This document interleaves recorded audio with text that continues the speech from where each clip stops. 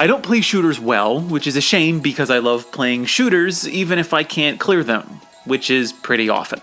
Terra Diver, also known as Soukyugurentai, provides a challenge without being what I would describe as hard. Hard games tend to be those that are frustrating or just blatantly difficult. A challenging game is one where you can appreciate your progress. What Terra Diver does masterfully is present a series of levels that will test your abilities, and even on the lowest difficulty setting, you won't be able to clear it on the first run.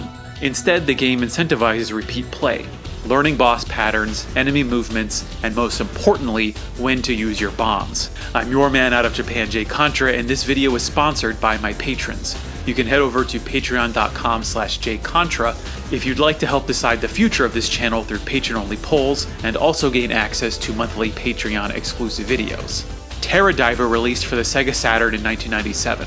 Its developer Raizing developed some of the best 90s scrolling shooters, including my personal favorite, Battle Garega. Set in what was then the far future of 2054, Terra Diver embodies the future that 90s sci-fi anime promised me. Levels usually begin and end with massive, dense kanji displayed on the screen, and even the original Japanese name Soukyugurentai is one of the most complicated names for a Japanese game that I've ever seen. In this soon-to-be future, space corporations plunder the resources of the solar system, and it is your literal job to eliminate the competition. You can choose from 3 pilots who only have a minor variation to their main shot. What really differentiates these fighters are their homing weapons, and this is what I think separates Terra Diver from most of the shooters that I have played so far. You must first activate the homing weapon's targeting device, lock onto the enemies, and then release your barrage. Some enemies will hover either above or below you, immune to your regular shot, but sitting ducks for your homing weapon, and a few enemies will only ever be vulnerable to this attack.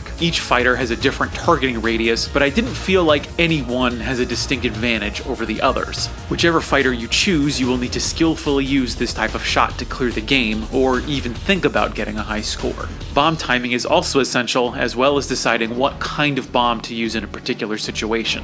Firing a bomb while using the rapid fire shot will release a defensive circle, clearing surrounding enemies as well as their bullets. But you can do real damage by hitting the bomb button only, releasing a traditionally focused missile that obliterates pretty much any regular enemy and deals massive damage to a boss. If I had to say that this game has any weak points, it's the bosses. I don't mean to say that they're bad or poorly designed, but they're not particularly memorable except for 1 or 2 of them. Of course, my favorites are the massive boss machines that take multiple cycles to clear. Terra Diver's level of challenge makes it exceptional given its release in the late 1990s.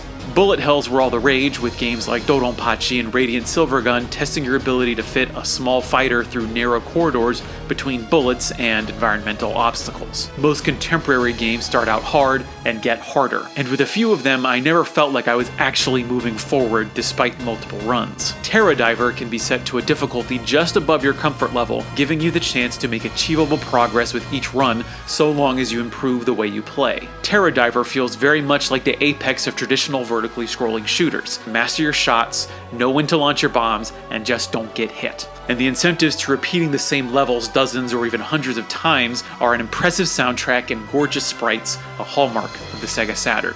If you haven't played it, it's new to you, and I think any player looking for a new shooter won't go wrong with Terra Diver. Thanks for watching, and mahalo.